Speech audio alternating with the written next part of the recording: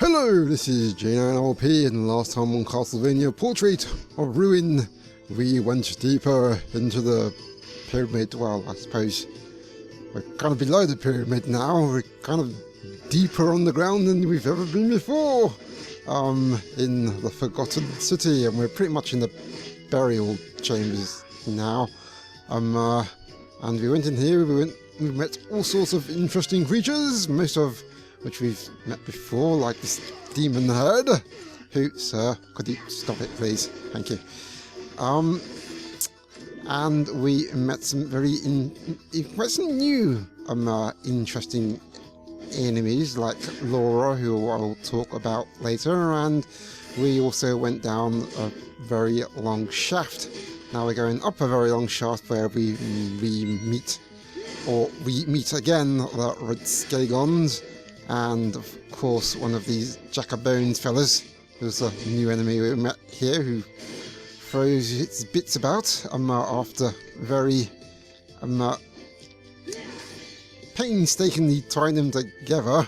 And yeah, I mean, how did it get time to actually put these things together before actually throwing them? I have no idea, but nevertheless they're a new enemy to deal with, and they're not too hard to deal with. Like I said, there's another type of them which we might run into later. Now we have to deal with these Chan jellies, who we met before in Burnt Paradise, who poison you like they did before. And this is kind of why I went into Burnt Paradise, not just to collect cash, well, not to collect any cash at all, not $2 grand in any case. We also got a new ability that allows us to uppercut to a heart's content and continuously jump in the air. Anyway, so more Jack-a-bones. Like I said, there's another type there with a green tire, who, as you can tell, bounces their bones a fair bit higher than usual, so that's the thing to watch out for. Thinking about these tan jellies actually reminds me I should actually equip that cure poison spell, because that will help me a bit. Anyways, so those things we're guarding. This is Venus Brooch, which is for Charlotte, obviously. This one doesn't really do much. Well, actually, my talk, it does quite a lot. It does certainly quite a bit for your magic, in terms of your magical attack and defense, your int in your mund, and it bumps up your luck as well, so I'll certainly have that.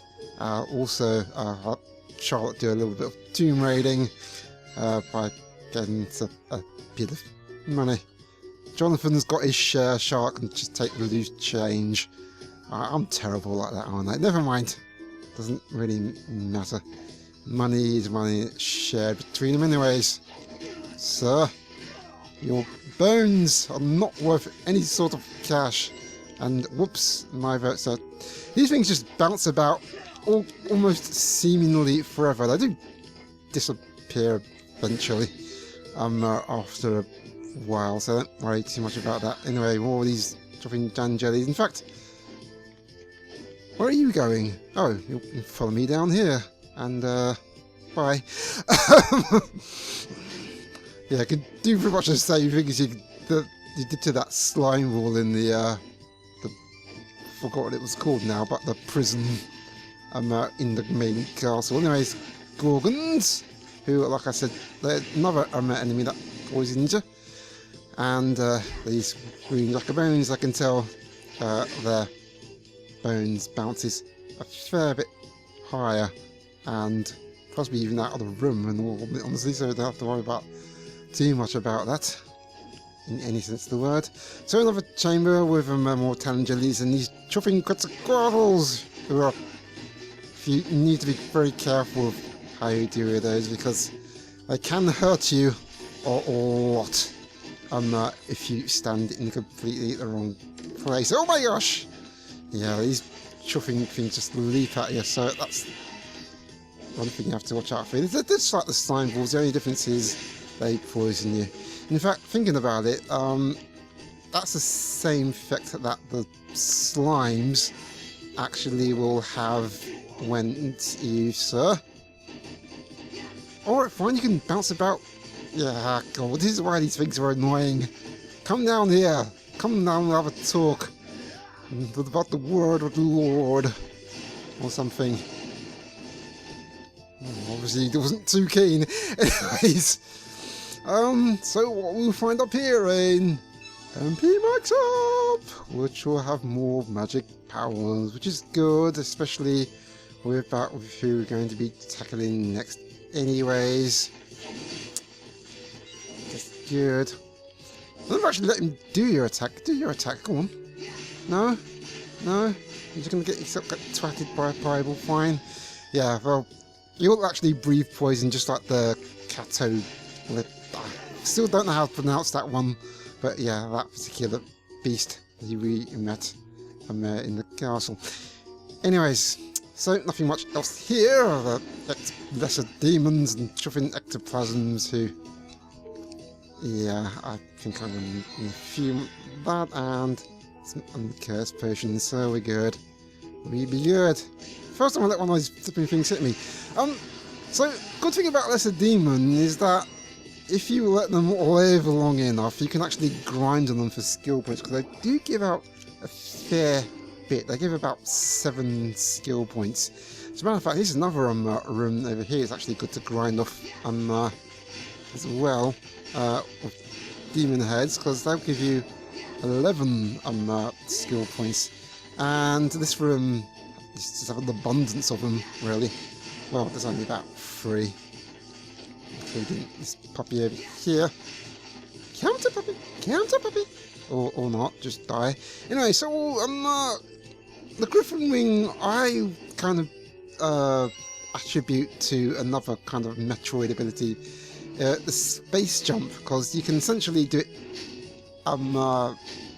infinitely, and although it's a bit fair quicker than the space jump, is not as effective without screw attack, of course. It's not really that sort of thing, but yeah, or you can effectively fly with it. Anyways, now we get to another new enemy, Yorick.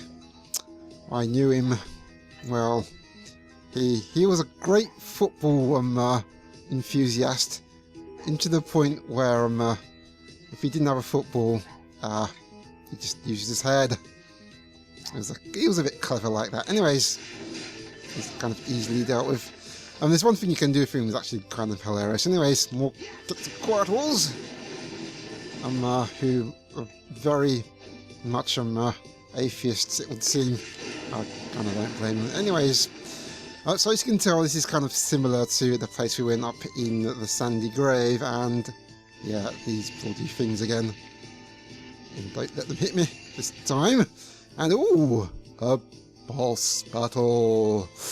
Ooh, should we take that out now? No, let's not. And so we did. Let's go up here first, since we can with the Griffin Wing. We can go up infinitely and grab a HP max up and an NP max up as well. And you can go up here and meet more of these guys. We can also talk about more about this bird, Laura, who, fully astute of you, there she is, still being a bit of a nuisance, is actually a reference to Dracula. Like I might have said before, yes, you're a Meg. You really think... I mean, there's no actual treasure chest in this game. Oh, I don't see what the point of a mimic is, really, other than to just be a chopping nuisance. Yeah, so Laura is actually a reference to something I talked about before in my Lunar Nights playthrough. The book Camilla. She was actually one of the characters in it.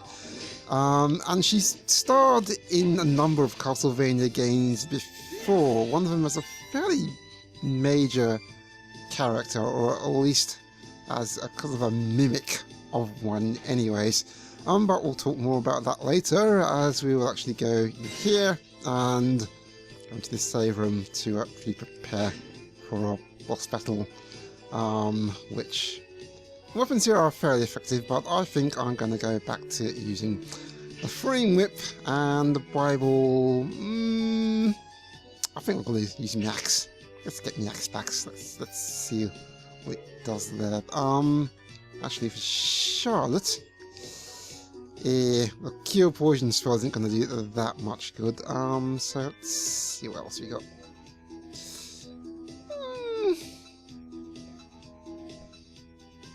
Rage and Fire will be a bit difficult. In the Book of Death, like I said before, that was Anubis, isn't going to really do that much good here. So let's go back to Team of Arms 2 and see what we can do. We might not even use Charlotte anyway, but does she have... yes, actually I'll equip her with all this so I can show you what that spell actually does. But first, let us save. And this boss, I gotta be honest with you, I actually have a bit of trouble with this boss, and you'll be actually kind of puzzled as to why, if you've seen this boss before. So, out of the sarcophagus comes a whole bunch of bandages. That will bring the Mummy Man. He's a bit of a man. Who's a mummy? Whoops, ouch. So, yikes. Ow. Yeah, I'm absolutely useless with this boss. I know he's supposed to be one of the easiest bosses in the game, but for some reason, I suck with him. I mean, most of his attacks are fairly easy to dodge. Ouch! That one, I always have trouble because I rarely ever see it coming, especially when I'm wailing on him like a crazy person. It's a bit of pain, but number of easy ways of dealing with him anyways, especially with those attacks. I mean, that one you can see coming from a mile off, and with the attack, it's actually not a problem to deal with. Whoops! Jeez. I don't know why it is that I have problems with that one, but let's see. Oops, okay, here we go. See, this is fairly easy to dodge if you in good concentration. Oops, get out of my way. We can easily attack and then move. If you're facing the right chuffing way, gold. Okay, that was absolutely terrible. Sir, no you don't. Let's try that again, shall we? Or you can just completely disappear while I'm doing it. Jeez. Okay, this one's fairly tricky to dodge as well, but look, I think we're okay. Good. Oh god, do you really have to do that again? Ouch. Yikes. Okay, whoops. Let me juice up properly this time. Okay, yikes. You know what? I'm going to switch to... and let's try another attack, which is... and yes, it's a whopping great big meteor, which takes out a whole chunk of health points from whoever you will land it on. That is really effective attack. And the awesome thing about that attack is that you're actually invincible. You know, you basically have invincibility frames when you actually tackle it. So Charlotte's done me a great favour here, and we've gone to the next art chamber, where you can go anywhere you want. But first, let's pop into this room over here, where you meet another teleportation unit, and this, the Holy Mail, which isn't something that you get in the post from the church, or some nonsense like that. It's kind of obvious what it is actually, but let's make our way over here. Save our game and prepare for our next move, which, well, you'll find out what that is in the next video, folks.